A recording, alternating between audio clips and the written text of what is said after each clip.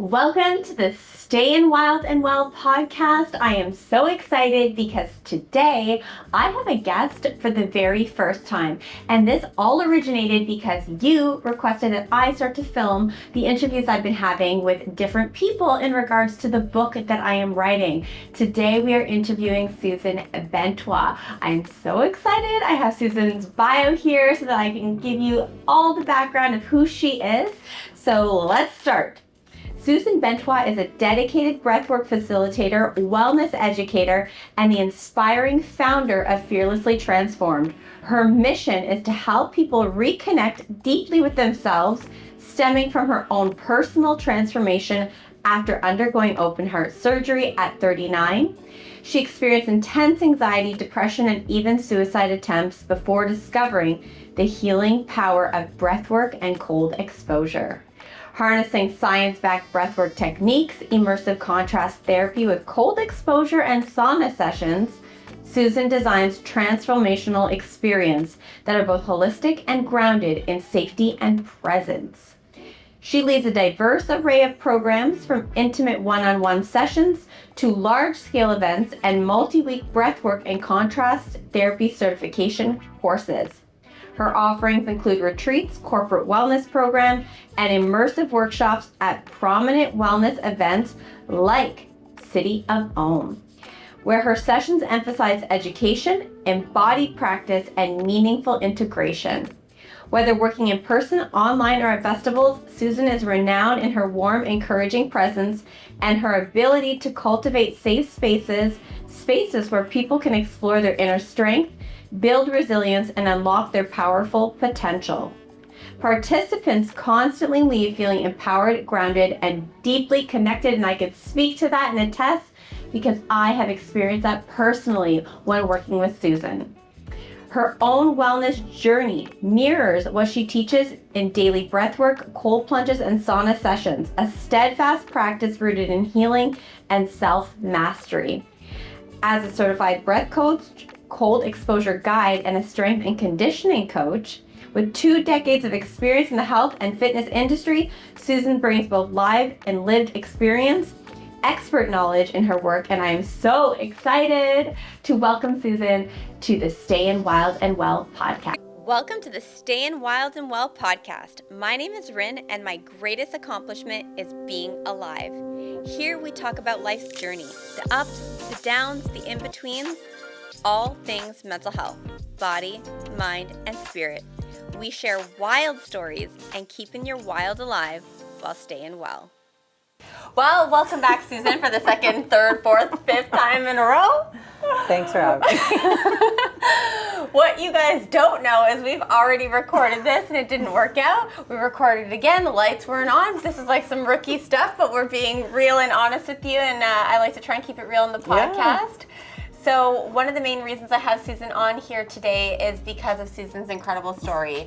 And I am writing a book. I had many people reach out saying, okay, like you should really turn your podcast into the interviews you're doing. And in fact, it was some of the clips I was sharing of you, Susan, that intrigued people from our in-person solo in your studio interview where you made me cry and you brought me to the depths of your story. So I want to share some of that today, where other people can kind of watch it and get to know you a little bit more. So okay. I did do an intro. Perfect. It's going to be added to this, but I'd love for you to share a little bit about your story, what you've gone through, and then I'm going to go into the questions that are going to guide the podcast today. Okay.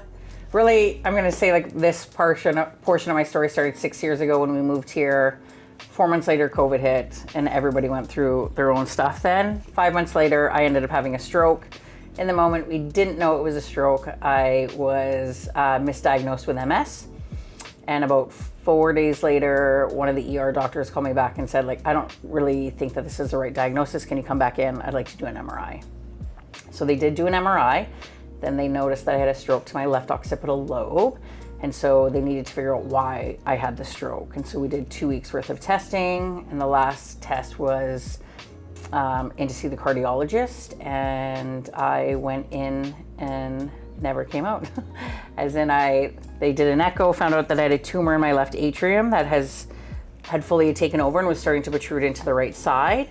And so they rushed me to the Heart Institute where I'd go in for open heart surgery to remove that. They gave me less than 8 months to live. So yeah, and then after that, like I always say, when you've kind of been sawed open, you really do have to learn how to breathe again.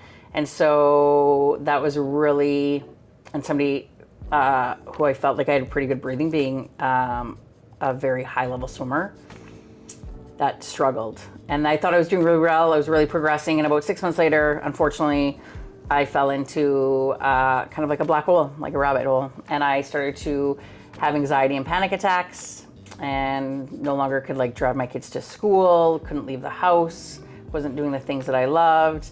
Let's be honest, you put COVID on top of that, I think it just made everything 20 times worse. And then unfortunately, I started to self-harm, and I had a failed suicide attempt. My husband found me, and yeah, I just knew that something needed to change, and if we didn't get me help, then I definitely was gonna try again. And so yeah, so I decided to go down a different route, and I decided to try something more holistic than being put on medication. And I think medication is good for people, like that's not what I'm saying, but for me, I just knew that wasn't what was gonna work for me. And so I started working with a breathwork and trauma coach, and we started breathing together every day for 2 weeks straight, an hour every day. And honestly, I just started to feel a little bit more light each day, and small. I really had to start like small steps of like, okay, today I maybe only self-harmed once instead of 10 times. Do you know what I mean? Okay, great. Today I didn't even do it. And then maybe like I stopped having suicide ideologies. Oh, there's some sunlight outside. Small steps like that. And it really just snowballed from there, and really started to find my light again. And then I just like dove really deep into breathwork and cold exposure, and started to mentor under some of the top people in the world. And yeah, and then that's kind of like where my, passion came from. And I am now, this is what I do full time. So it's crazy because sometimes large traumatic incidents happen and we can't find purpose, can't find meaning, don't understand why. But if you didn't have the stroke, I'd be dead. So in many ways, it was a blessing. Oh, 100%. I think that the stroke, the tumor, the open heart, like honestly, were the best things that happened to me, because it really, truly led me to my purpose and my passion. And I think that it made me really realize I needed to slow down on a lot of things. And so, yeah. You can see that now in the moment. Did you see that? Like, this is a blessing, everything is great. Because I know when I've gone through like some hard stuff, it doesn't feel like it in the moment. Surprisingly enough, I never had like a full-on woe is me, why me, poor me moment. Like I definitely was like, this sucks. But I've always kind of been a person that's been like, there's gotta be a reason why this is happening.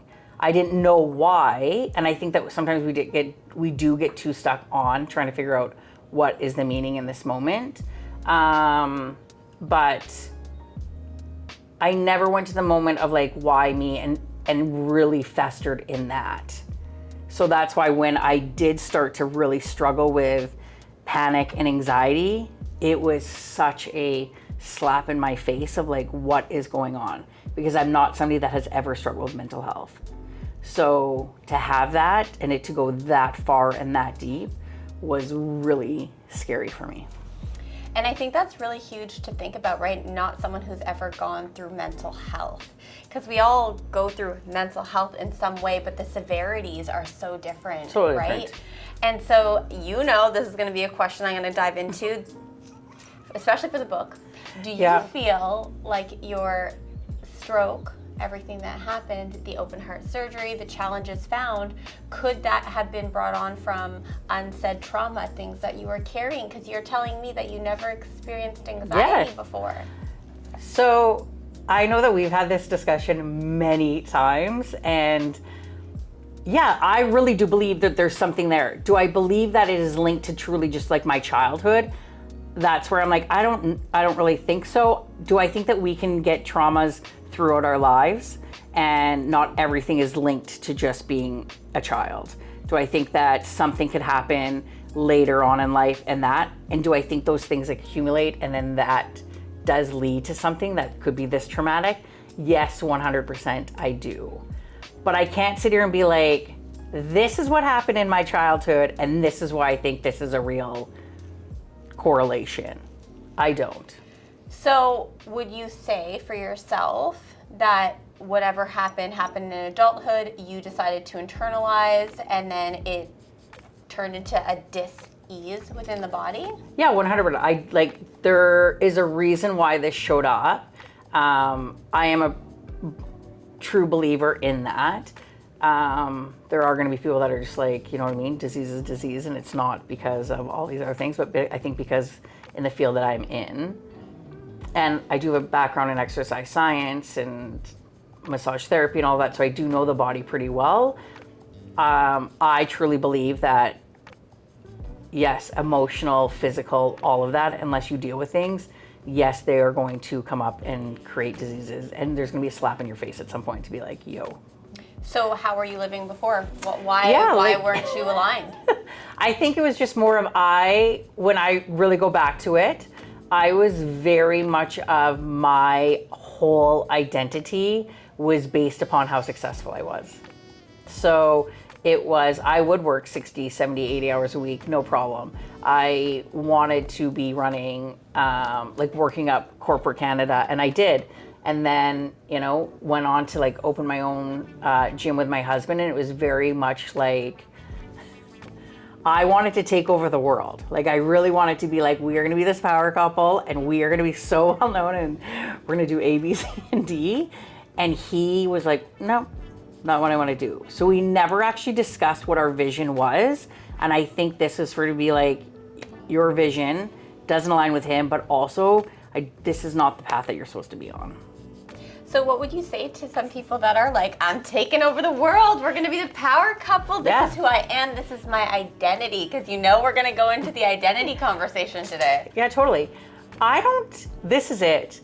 I don't think that that's a bad thing. I think that if you and if you're going to do it with your partner or even with you, I think you have to really sit down and be like, is this, where's our end goal? What are we trying to accomplish? And what are we willing to either sacrifice? Because let's be honest, there's no work-life balance. There isn't. To me, that's bullshit. Something is always going to take a back seat to the other. And that is fine. I think you really have to truly define what it is long-term that you really want. And so I think you also have to be your identity doesn't always solely have to be based upon your career. But I think a lot of us get stuck in that. And for you, that's where you were stuck. Oh, 100%. I wouldn't even, to me, it was just I wouldn't even date somebody that was this is sounds horrible, below me. Do you know what I mean? But I love this because we're seeing the way our ego, 100%. Our human ego, and for those who don't understand, I always speak to the fact that we have our truth inside, and call it whatever you want, spirit, God, whatever. You have the truth of who you truly are outside of this identity that we create in this ego, which changes multiple times throughout our life. So you're saying this version of you is very egoic. Oh I had a huge ego. And so, I'm not gonna lie about that. I honestly would get pissed off if people didn't come to our gym. I'd be like, who do you yes, my ego really drove me. And I literally was just didn't care. And that's so strange to me because meeting you now, I never met her. I never met that version. And I don't see that at all. For example, I was like, oh my God, Susan, I'm so upset the recording didn't work. I'm all and you're like, it's okay. Just no ego involved in anything that we talk about. You're an open book. You're super chill. Who you're describing, I don't know. Yeah, that's fair. So a part of you died? Oh yeah, I would say that, I'm gonna say a major portion of me died. I'm gonna say all of me died. Let's be honest, all of me died. I really had to have a death and realize, and honestly, I think that's why I struggled so bad. When you look at it, is that I was so trying to get back to this person of who I was. And at the end of the day, I am no longer the same person. I was cut open and a part of me was taken apart. My heart, Like it was put on bypass. Your heart is taken out of your body, cut open, something is removed. You're no longer the same person. And you have to understand that that's okay. But we get stuck on who we were and being like, I had all of these strengths. And whoever I talk to, I'm sure people have heard me say this over and over again. Your biggest strengths will always be your biggest weaknesses. And so my strengths of being like, go, go, go, caused me to have my biggest weakness, and that being like, you need to stop. And you need to sit and you need to listen. Why do you think our strengths become our weakness? Because one can't coincide without the other. Duality. I love that. Yeah. Okay, so if a part of you died, do you think it died because of the surgery, or did it die because of what followed all of this, the stroke, the surgery, and how you adapted to this, let's call it what it is. It was a traumatic experience. Did a part of you die because of the residue of everything you were experiencing and trying to come back to yourself? I think it died because I had to actually like kill that person off.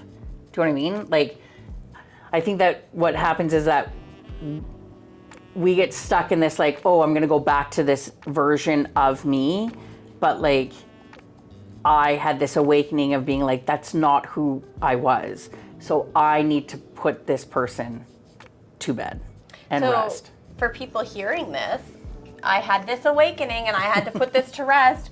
Well, how do they know if they're having an awakening? Like, what did you feel to know that there was something more here? Because, you know, I'm hearing a lot about like the self-harm. I want to dive into that a little bit. But like, where did this, like I just come out of surgery and I'm not the same person and all of a sudden I see my ego? No, like, but I mean, that's here? it. Is like, right, I had 6 months of like thinking that I'm recovering and everything, and then bam, like, I think in anything, healing, right, is not linear. We know that. And so like there can be setbacks, and I always say things get worse before they get better.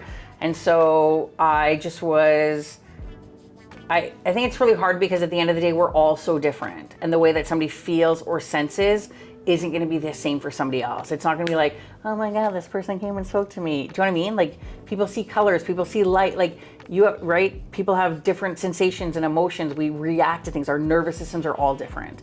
So I think at the end of the day, it was really just for me is that I, who never had suffered mental health to that extent, like, yes, we all have anxiety and stuff like that, but like, to me, it's like, that's life. Like, we roll with the punches, we come in, we come out. I knew that. But I was just like, no longer feeling.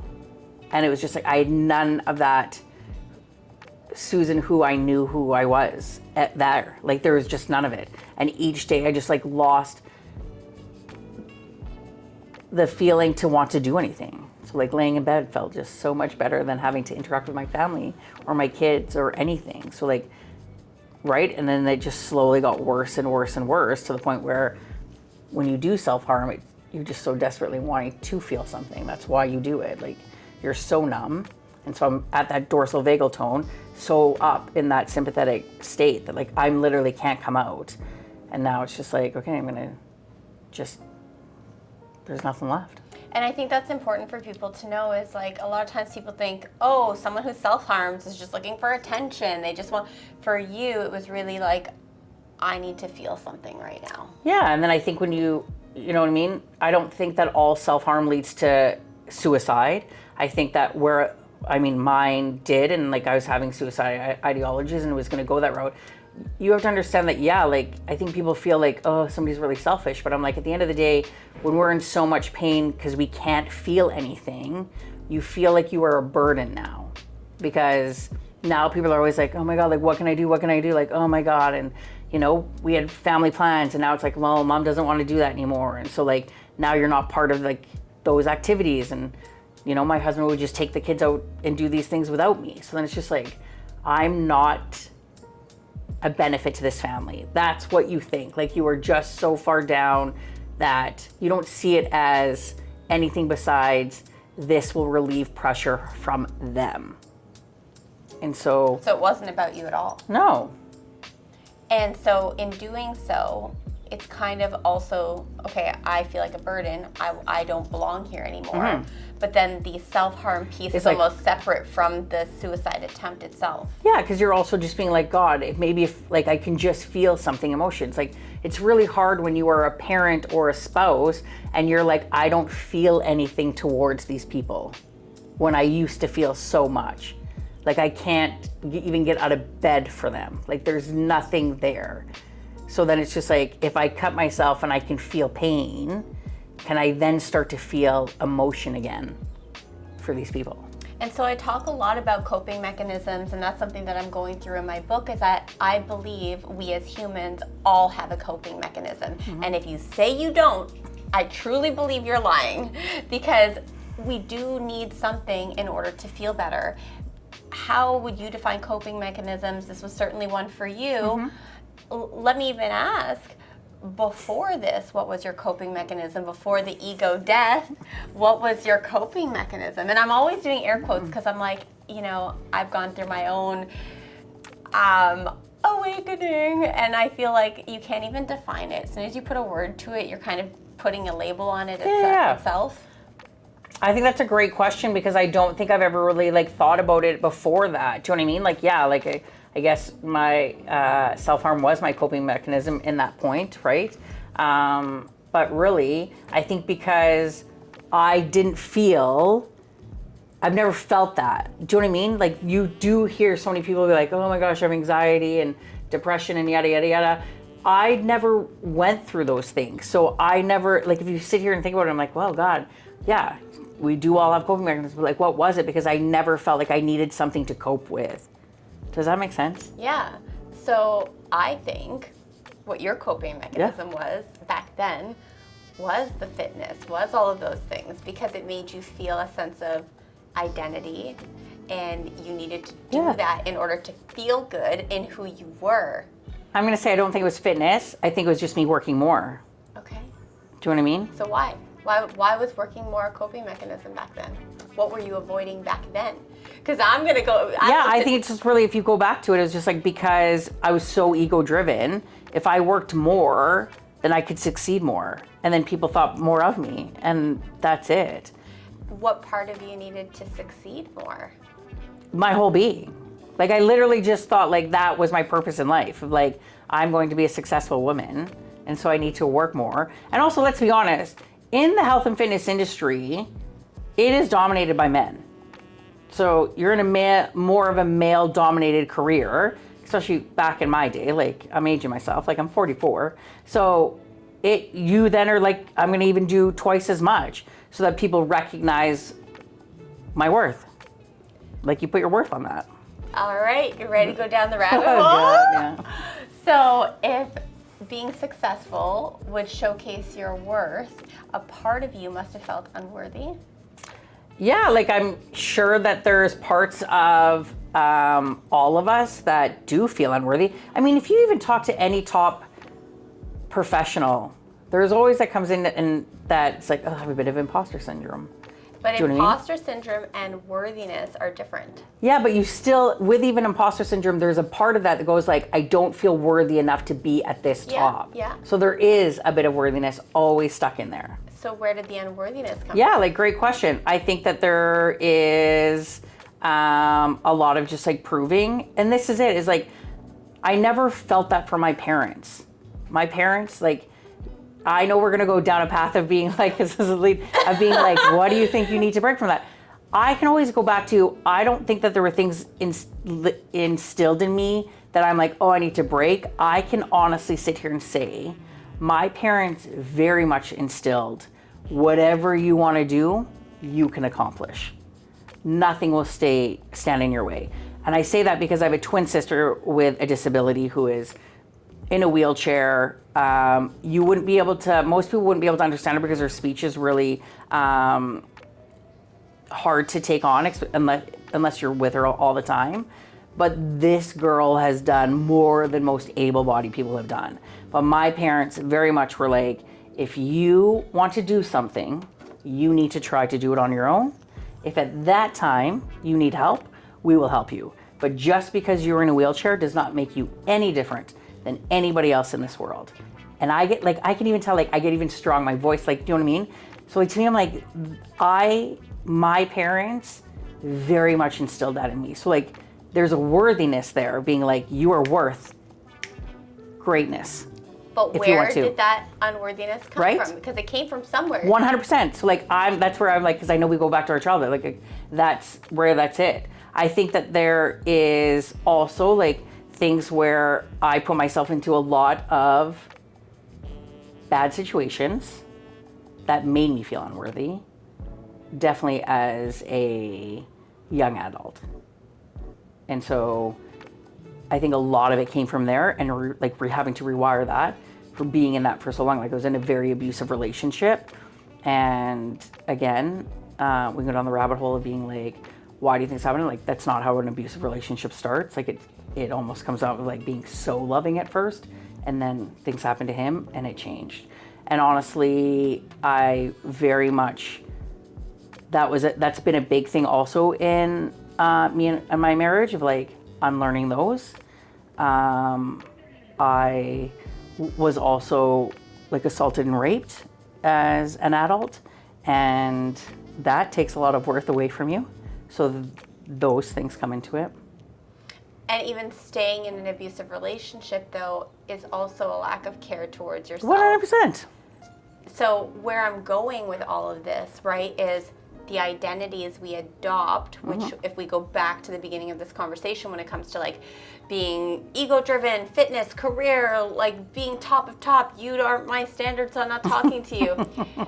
Our identities in so many ways get instilled in us based on the things that we've experienced in life, which stem from somewhere, and then we create this person.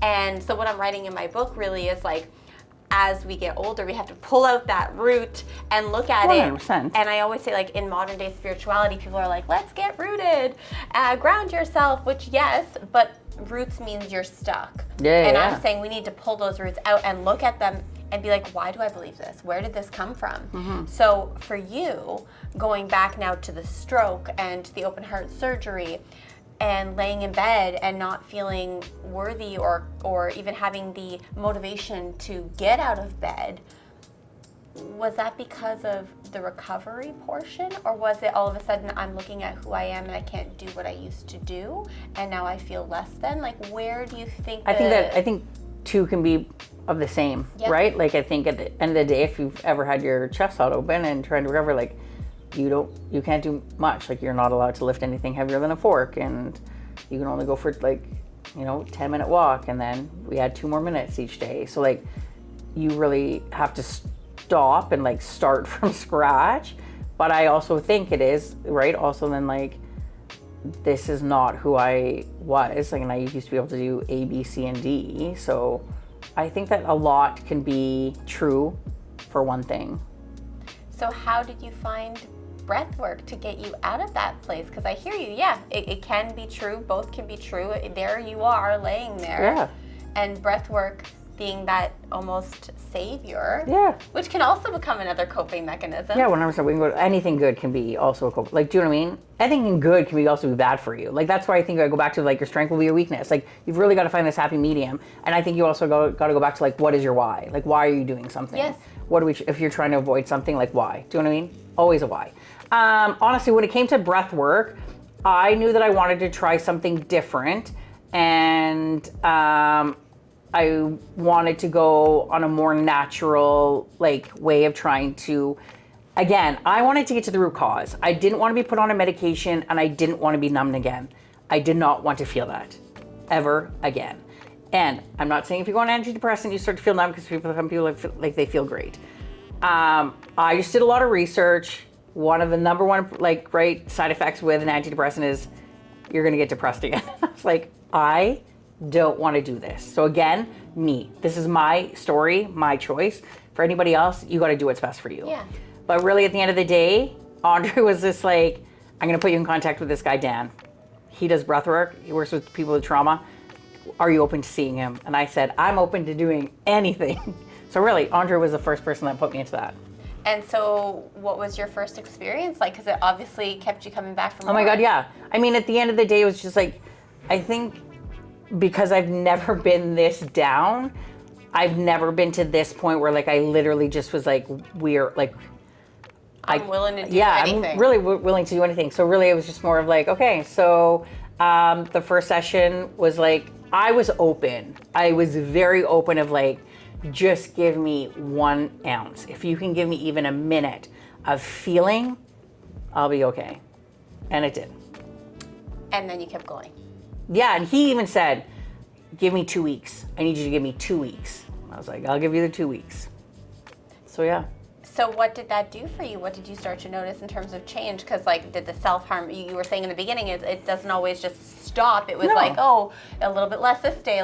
Like, for people out there who are trying to overcome a coping mechanism that's not serving them, may that be self-harm, may that be alcohol, whatever that is for them, it doesn't just go away like that. So no, but you got to, that's why I said you got to see the small lights. Like we get so caught up in being like, what's at the end? Like, right? Like we need to get to the end. There's an end point. Everybody has a goal to get somewhere.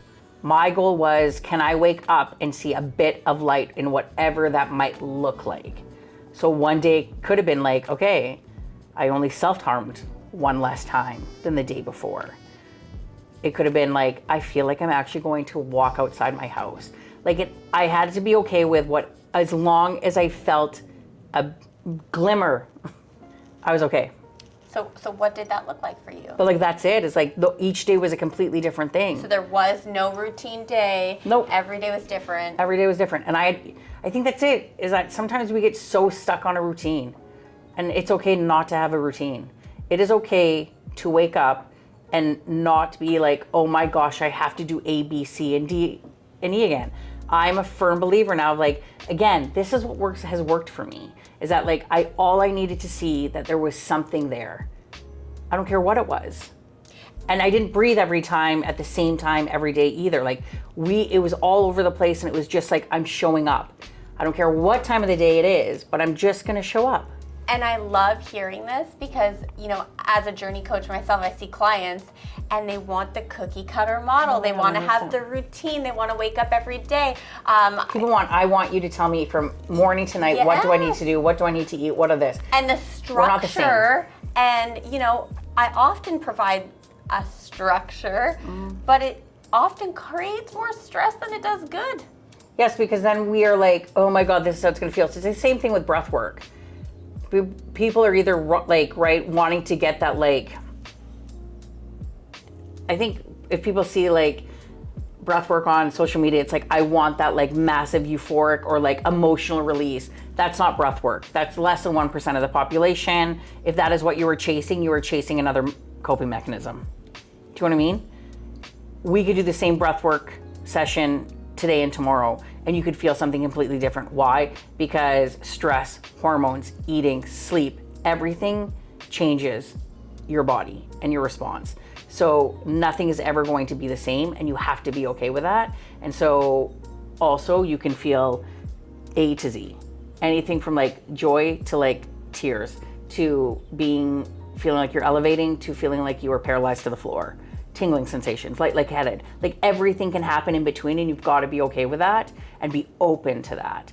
And so I'm very much of like, you've got to find what works for you, and also know that like it doesn't have to be, we get up at this time, we do this, we do this. Like I think even you look at, because I do cold exposure, and like people are like, always do it in the morning, it's the best thing, that like right for your dopamine and da da da da da. Like I never plunge in the morning. I plunge right before I go to bed.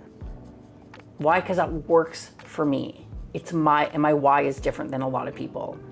And people need to understand that they need to do what works for them, not necessarily what they're seeing on social media. Because I was, recently I posted that social media and the wellness world has become like a personality trend to do things this way, to be this way. It has to go that way. And it's like, why do you have to do 20 things to feel good? Yes.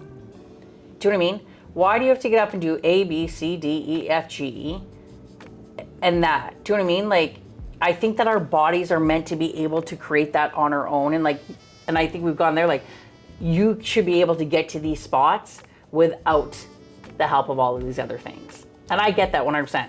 I love breath work, and it's something that I will do every day. And I don't do it when I'm, to avoid things. Like I do it a lot when there is stuff there, right? And do I think that you need to do breath work to get there? No. But then I also do it when I'm also in really good days, right? It's just like, it's something that I enjoy, just like anybody else that enjoys like going to the gym or doing all of that. I think that's great. Do you know what I mean? Again, you do what works for you, but also understanding that sitting in complete stillness, which most people will avoid because they don't, will truly give you your most healing. Yeah, and so for listeners to understand what we're talking about here, I had gone through like this dark night of the soul, for lack of a better word, and I think the pain and the intensity of it was so severe that I got so numb that I found myself sitting on the couch, not able to do anything, where my coping mechanisms, which by the way weren't healthy coping mechanisms, were not even serving me. It was like I would try to do them, but it wasn't feeling good anymore. And there I was sitting there, forced to feel, and then I don't know what happened, but then it's like, what is this? And it was like, oh, this is called feeling.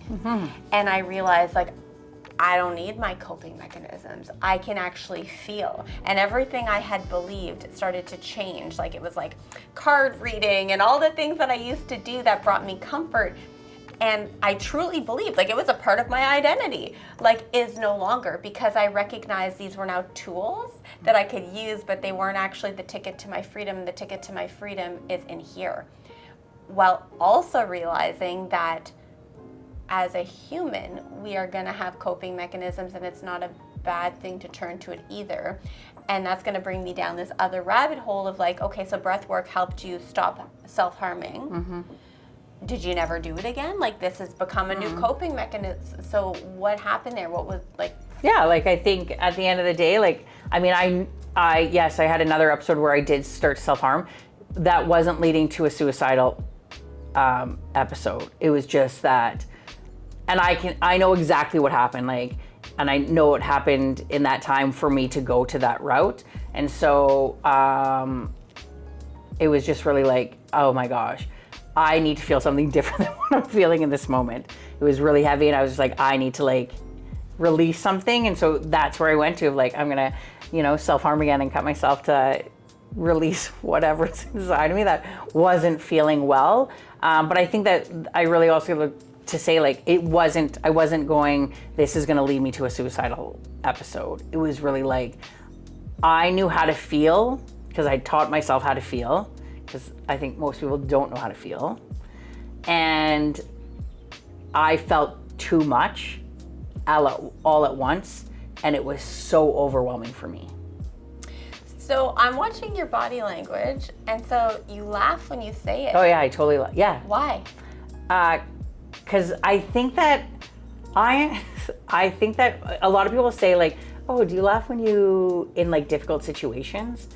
And it's not that I laugh in difficult situations. I laugh because I have learned nothing is that serious. I literally could be dead right now. And so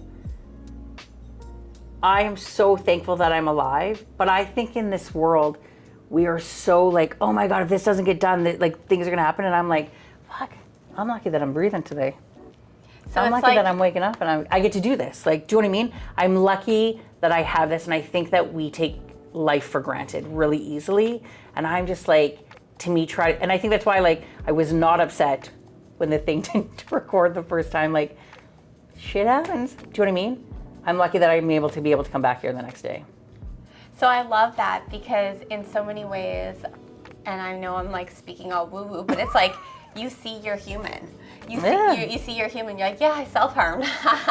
Like, and it's not funny for people to see it, but like you can see the human in you that shows up and reacts, and you're also just so grateful to be alive that you don't have to look at it like it's this detrimental thing. You see what your human did to cope and to deal, and we put too much shame. You move forward on mental health, depression, and self-harming. Yeah.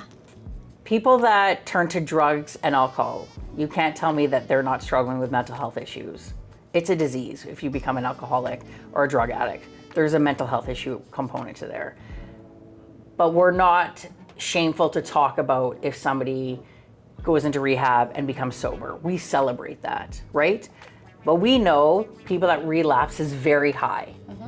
But we don't condemn them, we don't shame them, we don't not talk about it. It's like, okay, I slipped up or whatever, and now I'm back onto it. We praise that.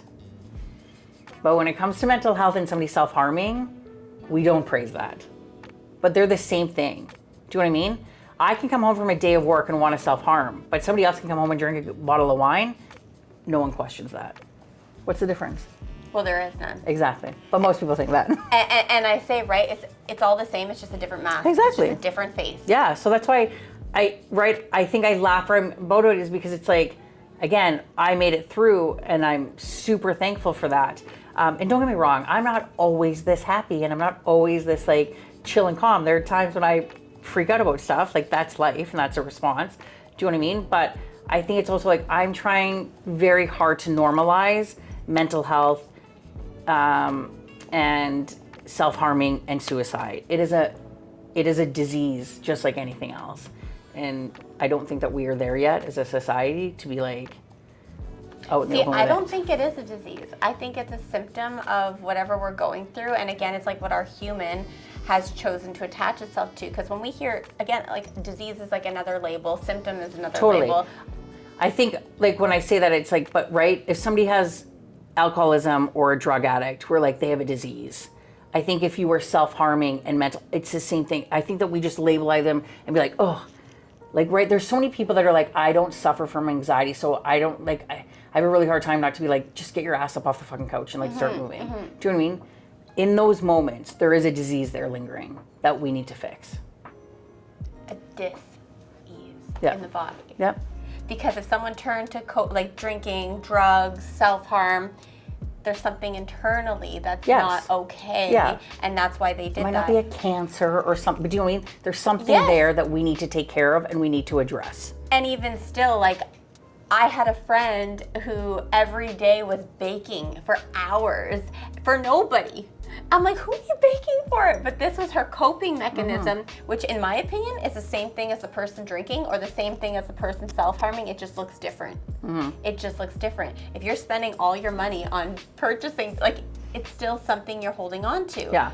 The only thing different is like, it's not causing your body to shut down as much as somebody that is drinking or doing 100%. drugs. There's different severities and levels, but it's causing her bank account to be drained. Yeah, 100%. But I think that's it, is like, yes, there's coping mechanisms, but there's also a lot of things that like settle a nervous system. Yes. I don't think that drinking and doing drugs that might be a coping mechanism can settle somebody's nervous system. In the moment it does. Do you know what I mean? Not in a good way. No. We're trying to settle the nervous system into a parasympathetic state. In a Do you know what I healthy mean? way. In a healthy way. So where like baking or like knife making can settle somebody's nervous system in a healthy way. So if breath work settled your nervous system in a healthy way, you would agree.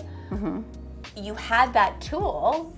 We obtained these tools, but then you still turned to the self-harm. And I want to have this conversation because for others who have gone through similar circumstances, there can be, and I know I've experienced it, not from a self-harm perspective, but turning to unhealthy coping mechanisms when I have all the tools, and then there's guilt and shame. because that's not life. How did you deal with it, and why did you turn to the self-harm versus the healthy tool that you had that would have calmed your nervous system down? Yeah, but I think like it's the same thing if you've ever had a panic attack in that moment. If somebody tells you to breathe, I'm gonna slap you. Like, do you know what I mean? Yeah. No shit, they need to breathe. We know that. But they're so wound up trying to get somebody to breathe is so hard. So it's just like, come on. In those moments, again, something's there that's clouding judgment, and we get that. So it's just like waking up in the morning and wanting to go to your phone. It's an instant fix. Breathwork isn't an instant fix. Do you know what I mean? Yes, people are like, oh my God, breathing can shift your state in just seconds. It can, but if you are in a deep, deep state, it's not going to shift your state in 3 seconds. It's not. But will a razor blade? 100%. And again, not good. But I also have to understand, like, that's not life. We are meant to go through the ebbs and flows of our nervous system going into that fight or flight response and to the parasympathetic system. We are not meant to stay in one or the other. It is meant to go. And I think that's what people don't understand. It's like, this is life and things are gonna happen. And so, yeah, shit, I cut myself. And why do we have to get stuck on that? Like, do you know what I mean? Not you, but like I'm saying, like, why do we have to, like, okay, I had a slip up, it sucked, I addressed it, I understand, but tomorrow's a brand new day, or even after that moment. Do you know what I mean? 5 minutes later, it's like, new start. Fuck, put the razor blade down. Let's move on. What can I address in this moment? What can I do? Okay, let's go to my breathing. Let's go to my cold exposure. Let's go to the tools in the toolbox that I do have. But sometimes in those moments, they're not in accessible. Reach, right? And so, yeah, could I sit here and like blame myself? But like, what is that gonna do? Like, I think I always want to come back to is like, what are you trying to accomplish? Like I always said, like, what is your why? So if I'm gonna sit here and blame, like, why? Like, what is that going to accomplish for me? Where is that gonna get me? Nowhere, but probably even worse down the rabbit hole, and it's just gonna make it worse. So I'm gonna take this moment, I'm gonna rechange the way that I'm thinking, I'm gonna find the tools that actually do calm my nervous system, and I'm gonna keep on moving. And I think it's important to say we're not condoning, hey, go for the quick fix when you're saying this. Like, No. when we're saying, okay, move on, it's that it's not the end of the world. You don't have to get stuck on it and beat yourself up for what you chose to do. It's find compassion for your human who needed that in the moment for whatever reason, and reroute yourself into a healthier path. So I guess my question here is like, we do want the quick fix. So yeah, it's a society that's right. How do we change that? How I do think you that, change that? Yeah, because I do the work to sit in stillness and to be uncomfortable. Most people don't want to feel uncomfortable. If anybody comes and sees me, and I even said this to you when you saw me, it's going to get worse before it gets better. And it does. Because now you start to feel. Yes. Do you know what I mean? It's the same thing of if you were to sit here and say, I have anxiety. Okay. Anxiety is not a feeling. Anxiety is not an emotion. It's a byproduct. So it can coexist, right, with excitement, and it can coexist with fear or fright or all of that. But most people cannot tell me where it lives in their body. And so joy or happiness or excitement will never live in the body the same way that fear or sadness or despair will feel. Your breathing will change no matter what. Those sensations will be different in the body no matter what. Your temperature will not be the same. They cannot live in the exact same place at once. But most of us will never sit with our feelings or our emotions or our sensations because it scares us. So it's easier to just be like, I have anxiety. And I'll just like quick story of like, I'm like really trying to get my kids to understand emotions and feelings and sensations. And so even my son is trying out for football, and before we practice, like, I'm so nervous, I'm so nervous, I'm so nervous. So like we've been working together. And then one day he was just like, my throat, I feel everything in my throat today. And I was like, why? Because that's the first step, is now he can pinpoint where things are. And then we've been working, and it's just like, why are you feeling, do you feel like you're holding in this? And he's come to the realization is because when I feel like I deserve something else than what the coach has given me, I do not speak up. And I was like, yes. Like, to me, I'm just like, oh my God, you're 15 and you're starting to feel. Where I work with, like, let's be honest, a lot of 20 all the way up to like 70-year-old, 80-year-old women, even men. And I'm like, can you tell me where you were feeling this? And people are like, no. And I'm like, great, that's where we're starting. And I love this because this is some of the work I do, just not through breath, right? It's like, let's go back to what you just said. He's not vocalizing what he needs to. There's a constriction in the throat. He's feeling anxious. He's feeling nervous. And now if you unpack that, I'm anxious, I'm nervous, my throat feels constricted, I'm not speaking. I need to start to speak to start to heal this. Yeah. So incredible, right? Okay, so now I want to go down the rabbit hole of identity a little bit, because to be able to sit in discomfort and feel your feelings requires something. And if somebody's hearing this going, yep, okay, I guess I need to feel my feelings. How do I do that? I want to do it so desperately. Or if you're me, before my dark night of the soul, I would have said, I have been feeling my feelings. I thought I was feeling my feelings all this time, but actually I was really reasoning and coping with them versus actually feeling them. So like, why is identity tied to that? Well, because there's something that's restricting us from being able to feel. How do we get to that point where we allow ourselves to feel? Yeah, I think also like your ego comes into play big time. people are like, oh, I'm feeling this, and then somebody says this, and it's like, have you thought about it this other way? And we're like, no. It's like, do you know what I mean? You really have to allow your ego to die to really understand, to allow yourself to feel. There's a difference between your mind being ready and your heart being ready. And you have to come to terms that those are not the same. And really, your heart has to be the thing that's completely open to be like, this is ready to feel. It's very easy, again, for you to be like, yeah, I'm ready to feel, or I've been feeling, da, da, da. But then if we're over-analyzing or internalizing things and being like, oh, this is like, I'm kind of like, well, that's your mind, not really your heart. Like this, there's no judgment in this spot, or no rationalizing things. It's like, this is here for this, and it's like, okay, this is it. So what is it? Do I go sit on a couch like I did and all of a sudden I'm feeling? Like, what do they have to do to Yeah, like feel? I think that this is where, I think that can some people start to like just stop and do it. Yes, do I think that it's really hard for a lot of people? 100%. I think that's why then people start to see people like you or people like me or other therapists, and all of that is to start to learn. And if you do a proper intake form with somebody, you can figure out what their ways to feel and also their ways to integrate, right? I think at the end of the day,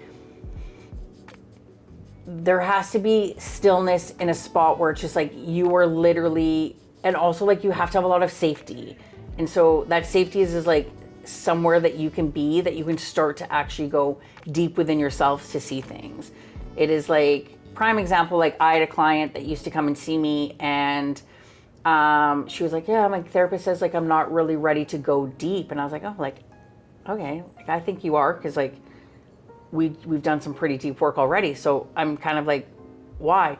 But then I dug a little bit deeper and I was like, where do you do your therapy? And she's like, online. I'm like, yeah, I realize that. But I'm like, where though? And she's like, in my office. And I was like, so the thing that is causing you the most stress is the place that you also try to do therapy in. Not gonna work. Why? Because your body still just sees that you're in a stressful situation. Because when you walk into this room, the stress is there. So have you thought of trying to do therapy in another room, or bringing something into that space that makes you feel very comfortable and very safe? And that can look very different for many people. Which is why I say it's body, mind, spirit, right? I do believe in therapy, but it's not just talk therapy that's going to get you to 100%. Where you need to go. What that looks like for everyone is different. Yeah, I'm a firm believer, and I've been in talk with therapy since I was 15. I think that can only take you so far. Yeah, there's more to do, more to go. Yeah. Your environment, your sensations, the things you move through. We are too focused on putting words to everything instead of just feeling and not trying to have an explanation for it. It is okay to feel like shit and be like, I don't know why, but I'm going to allow this to just be here, and I'm going to sit with that. And that is what people cannot do. And I think what we need to understand is it's because we weren't designed to. You have to teach your brain to be able to sit there, because the human mind wants to find purpose, wants to find meaning, wants to find safety. It's programmed for that, so it'll constantly look for it. You have to teach it that, like, you're okay. Yeah. But you know that we're the only mammals on this earth that do not release after something traumatic has happened to us. So you've told me this before, but other people haven't heard that, so like, give it to me. So like, we're the only mammals on this earth that don't tremor or shake after something has happened to us. You watch a dog, you watch a cat. Like I like to, like, because there's a polar bear explanation online where you can go to and you can see them being tranquilized because they have to be tagged, right? Because they're almost in, like, I think they are an endangered species, right? And so they're tagged to like watch what's going on. And so every time they go retake them and see how they're doing, they have to be tranquilized. They will shake intensely for, I'm gonna say 2 to 5 minutes, done. Why? Because they cannot go back out in the world having that trauma with them, or they would die, because then they would always be scared, right? We don't allow that to leave us. We continue to store it. So I'm gonna use an example in some, it's funny because I've had this conversation with a lot of healthcare practitioners, and they're like, oh, you're right. If you've had any type of major surgery and you've been put under and you wake up, the body actually will start to tremor and shake. And the first thing that the healthcare practitioners do is put a warm blanket on you because they think you are cold. We are not cold. And when we stop that and even if we were cold, if we stop that shaking or shivering, we are made of energy. Life is energy, we know that. Energy creates heat. So if we allowed that to move, we would create heat. And if you don't, the colder you stay. And then that's why then people have like this adverse reaction of being like, I can't be colder. Do you know what I mean? Like everything comes back to like, it is in your body to be able to do it. We are meant to actually in the moment process things, but no one has taught us to. See, and I love this. This goes back to so much of what I speak to in many ways, but also just touching on when we do cold exposure. I remember you were like, when I was in the tub, I was like, okay, be strong, look good, take the picture. And you're like, let yourself shake. And I was like even that permission to allow your body, and I'm like, holy, I'm trembling. And a big part of this, because other people don't tremble as much as I was, but that was the energy being released from my body that needed to come out in many ways also. And I think people like, again, if you look at online, it's like, oh, that's when we're burning brown fat, like, yes, that's fine, but like, whatever. Yes. But my thing is like, if it really was, why do you tremor on some times and why do you not on other times? And it has nothing to do with time. Again, that's why I always say, no cold exposure, if you're truly doing it the right way, will never be the same. Why? Because you're allowing what has been happening, and everything plays a role to it, from, again, hormones, sleep, like work life, home life, all of that. And on a day-to-day, it's never the same.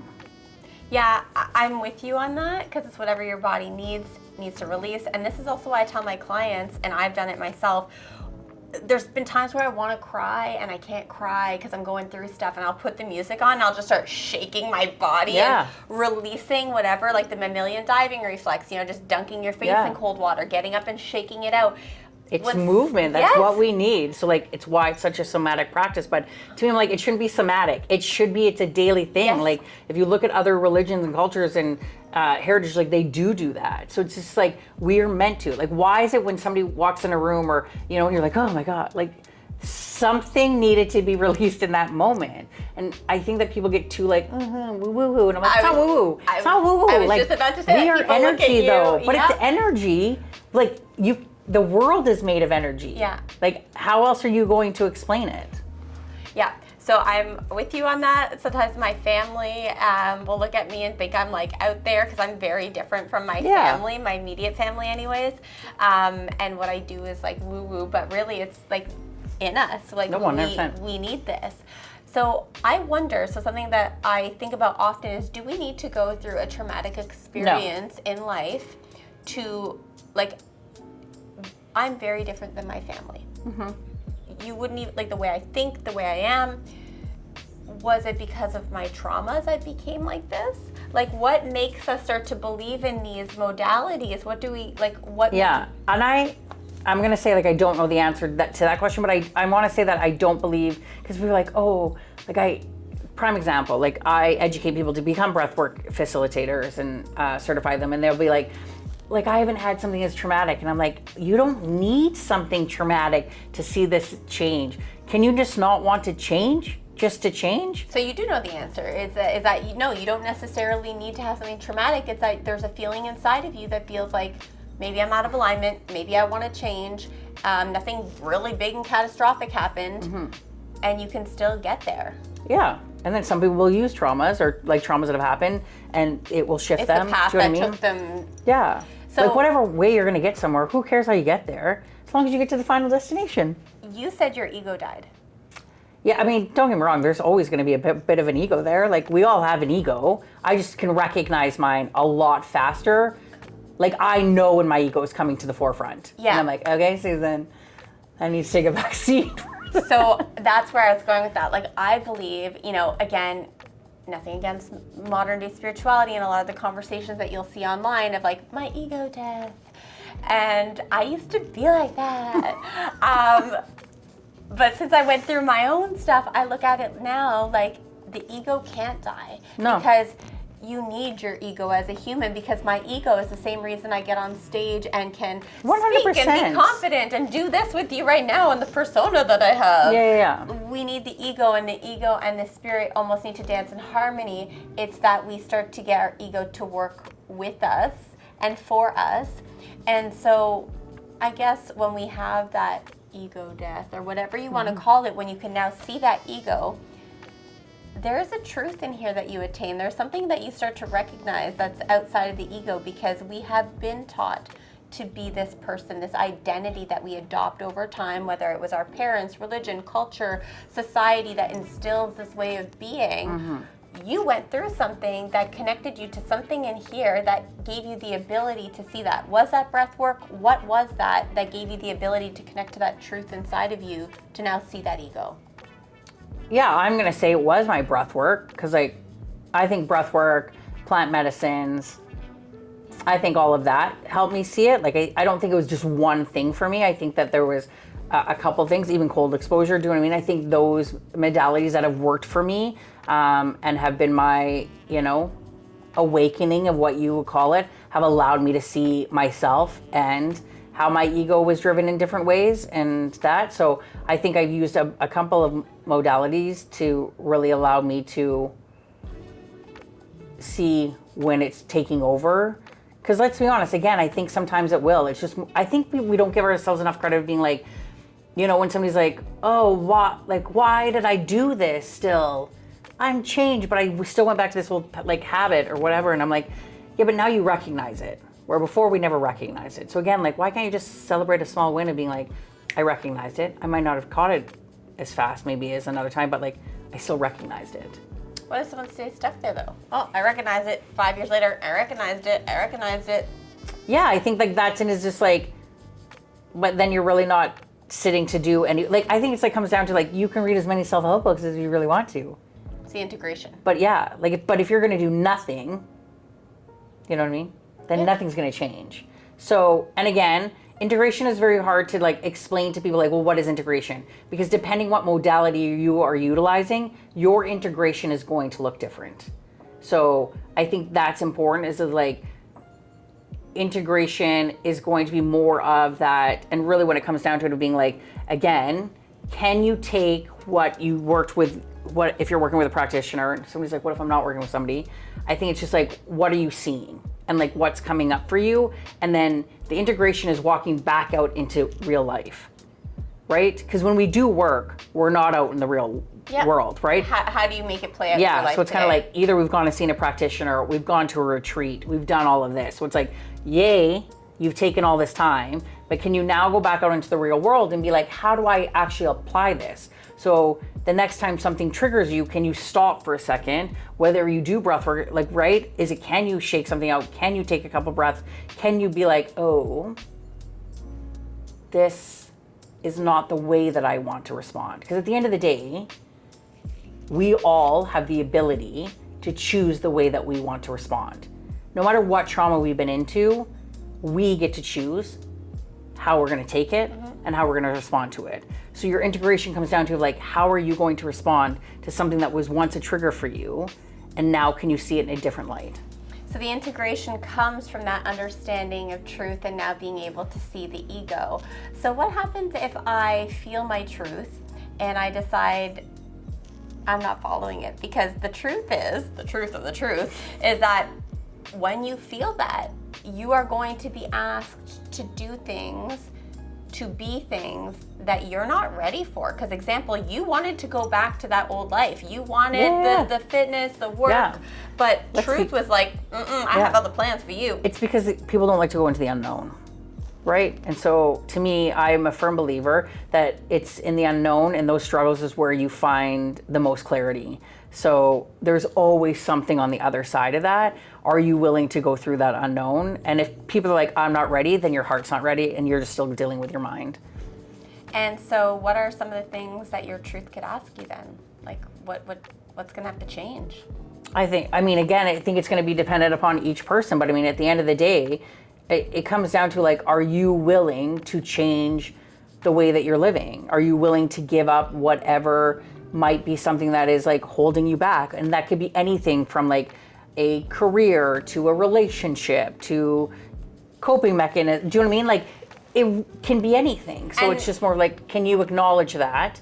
And are you ready to release that control? This gets me so excited all the time because, I've gone through it myself, so I know what you're talking about, right? Because I look at the life that I had before my truth was hey, and don't get me wrong, my truth was knocking on the inside for over 10 years, 20 years before I decided to answer it. And actually, I didn't answer it. I was forced to answer it, right? And I think that that's something that people need to understand, is that if you don't listen, it's coming for you, whether you like it or not. But when I look at the life that I had, it was beautiful. I loved my home. I was comfortable, not fulfilled, not living in my truth. And who I am, living with myself is easier than it ever was before. I thought it was good before. I loved my life too. I was married, had 3 kids. I still am married, have 3 kids. You know what I mean? I had all of that. So like, I had a successful career and everything. Like, I think that's what, right, when people say like I'm not wealthy, but I'm wealthy in my life. I'm very rich in my life right now. Would you say how you feel in here trumps how you felt in here back then? Oh, 100%. Because you're living in truth. Yeah. I'm way more at peace. And at the end of the day, like, I really don't give a shit.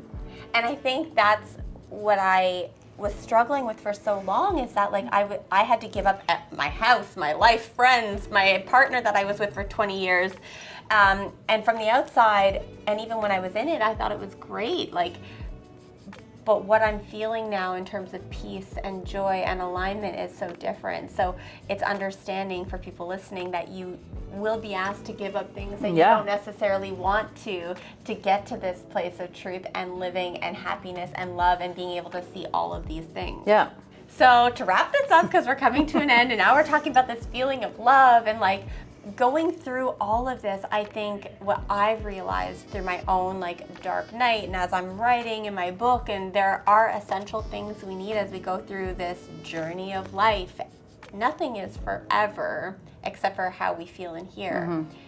But support, community, love, and love being romantic, friendship, whatever is in your life is essential in my opinion.